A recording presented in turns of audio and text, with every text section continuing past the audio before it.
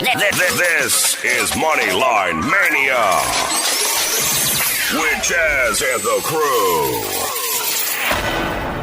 Chaz and Blackhawk West, they are absolutely on point. Bet on anything that they picked last week. They were just precise on everything that they did. So, Chaz, what's going on, Chaz? Precise is an excellent word. But Blackhawk West, if you got 100 sports bettors in a bar, how many of them are going to go 6-0 in one game? That's a little difficult to do. I was talking to one of my friends. He started betting ever since it became legalized here in New York. And then I told him to start listening to this segment.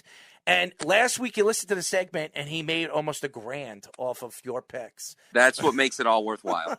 So now he says, I'm locked and loaded to listen to you guys. One of the things we talk about a lot, don't get me wrong, Wes and I like the money, and all John, everybody, we like the money. But the being right part is really an incredible high, isn't it, Wes?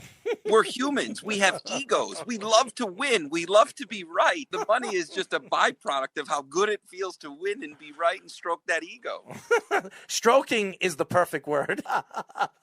Look at Chaz's face. It's so funny. And he's talking about his age. Give me a break. When I go to the gym, it takes me just under 2 hours to get my workout in. 2 hours? What the hell are you doing in there? I'm trying to live a long life. So I figure if I drink the way I drink on the weekends, I got to work out hard during the week. You know I'm a certified personal trainer. I could set you up with a regimen. The regimen I have, I've been using longer than you've been alive. Yeah, well, it's not working, buddy. Things are different in San Diego. I could help you out. I could set you up with a regimen. I graduated from college, certified in 2 different personal training certifications. Why don't we get into Moneyline Mania? We'll go through the NCAA tournament, and we're going into the second round. It's been really, really exciting. There's not many surprises. The USC knockout was very surprising to me because I had them going into the Sweet 16. UConn getting knocked out in the first round, and Kentucky getting knocked out. By champ, Probably the biggest surprise out of all of them. Calipari getting knocked out in the first round. That's not something that usually happens. There's a lot of odd inflation happening with some of the rankings. Like the Big Ten's a good example.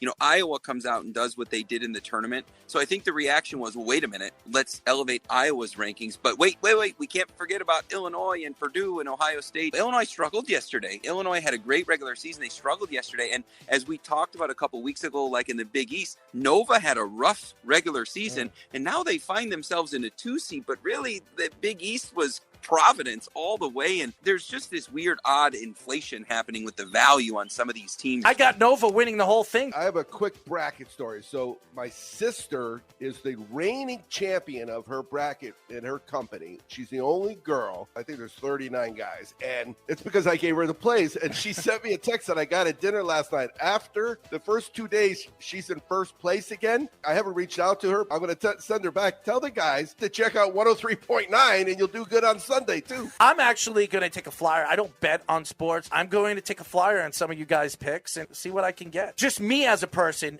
even though I'm not a betting man, I want to see so I can explain to everybody that if you listen to this segment, you're going to win some money. You guys are 83.5% right. 68% Vegas. Let's look at why you're doing the right thing, Errol. The right thing is to never start sports betting to begin with. Take the money you would deposit or go to the book and put it in an investment. Buy some of those 8 Bitcoins that Wes is making money on. It's a brutal mistress because of the point spread. When you wake up today, you look at the board. There are so many college basketball games because there's a couple other tournaments. There's a full line of hockey, and there's a full line of basketball.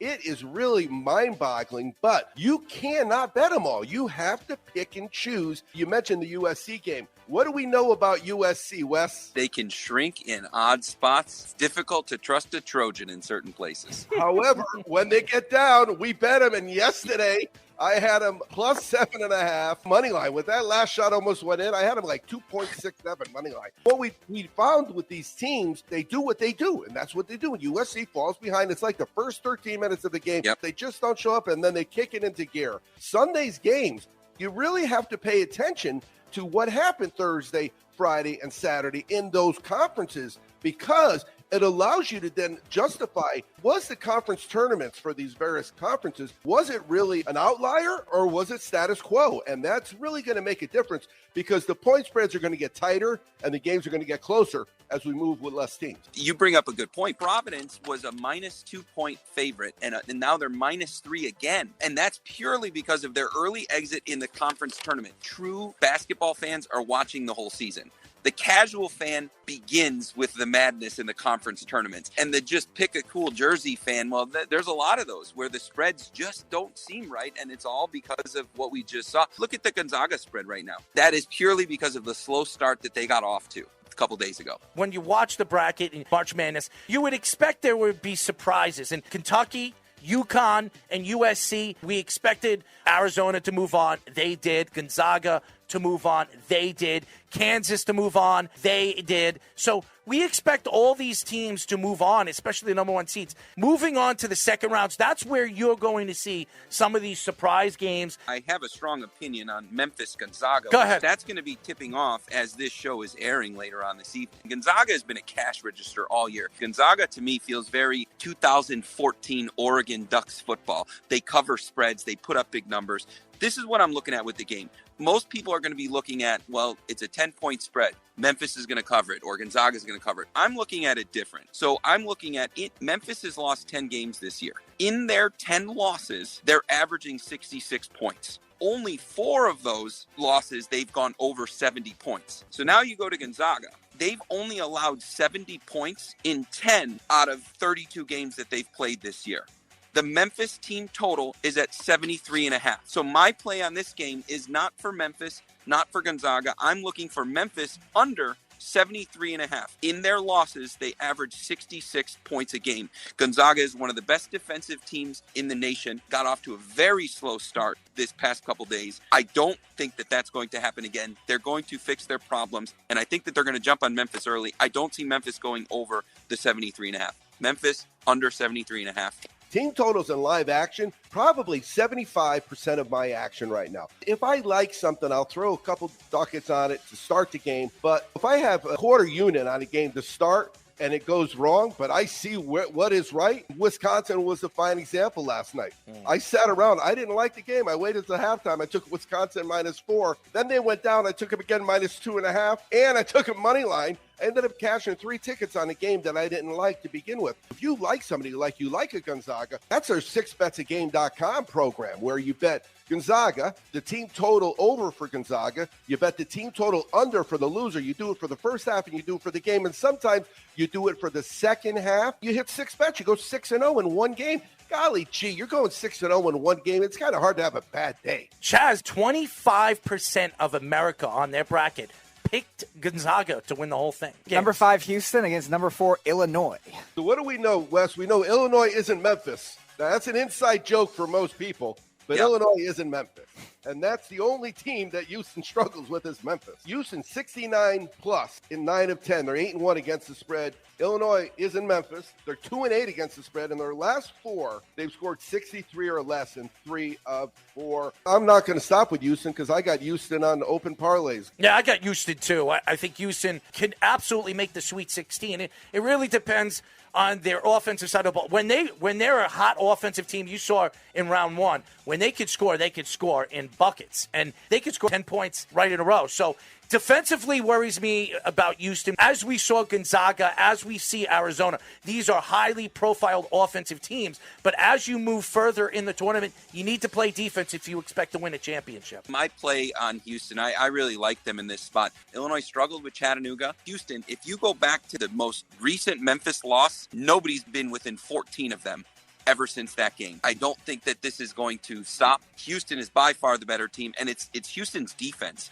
They are strong off the boards. This feels like a business trip for them. They have some regrets about last year, but they have been focused. Nobody's been within 14 of them, so laying 4.5 here, that feels like the win. Both of these teams are good defensively. I wouldn't be touching team totals or game totals, but I think you lay the 4.5 and take. They are so athletic. All right, number 7, Ohio State versus number 2, Villanova, Errol's national champion. I bleed Ohio State. I named my dog after J.K. Dobbins. But I will tell you, Ohio State basketball can be very disappointing in certain spots. if you look at the last few games, this is a hard one because when Nova wins, they typically, in the last 5 or 6 games, they're not winning by more than 6. And really the last 5 or 6 games is the business of the season, in tournament play. So 6.5 points in this game, 5.5 points in this game feels like a lot. But when Ohio State loses, they lose big. So as much as it breaks my heart to say it, I think Ohio State is going to lose, and they are not going to cover the spread. IO, we'll see you guys next year.